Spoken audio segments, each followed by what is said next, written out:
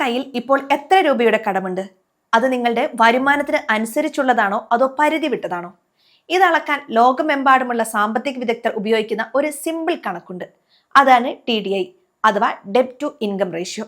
നിങ്ങളുടെ സാമ്പത്തിക ആരോഗ്യം അളക്കുന്ന ഒരു തെർമോമീറ്റർ എന്നതിനെ വിളിക്കാം. ഇക്കണോമിക്സ് ടൈംസ് മലയാളത്തിലേക്ക് സ്വാഗതം. പലരും ലോൺ എടുക്കുമ്പോൾ നോക്കുന്നത് ബാങ്ക് എത്ര രൂപ തരും എന്നാണ്. എന്നാൽ നമ്മൾ നോക്കേണ്ടത് നമ്മുടെ വരുമാനത്തിന്റെ എത്ര ഭാഗം EMI ആയി പോകുന്നു എന്നതാണ്. ഈ TDI എങ്ങനെയാണ് കണക്കാക്കുന്നത് നമുക്ക് നോക്കാം. വളരെ ലളിതമാണ്. നിങ്ങളുടെ മാസ വരുമാനത്തെ എടുത്തു നോക്കുക.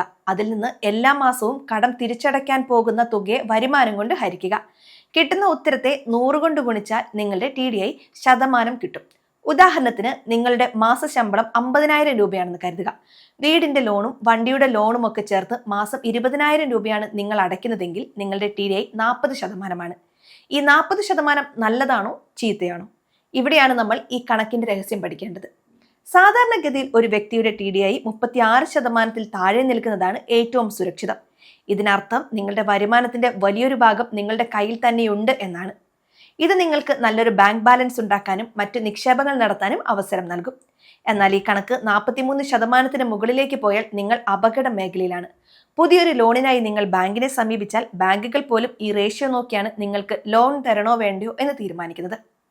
നമ്മളുടെ ഇടയിലുള്ള ഒരു പ്രധാന തെറ്റായ ധാരണ എന്താണെന്ന് വെച്ചാൽ ബാങ്ക് ലോൺ തരുന്നുണ്ടെങ്കിൽ എനിക്ക് തിരിച്ചടയ്ക്കാൻ ശേഷിയുണ്ട് എന്നാണ്. എന്നാൽ ബാങ്ക് നോക്കുന്നത് അവരുടെ റിസ്ക് മാത്രമാണ്.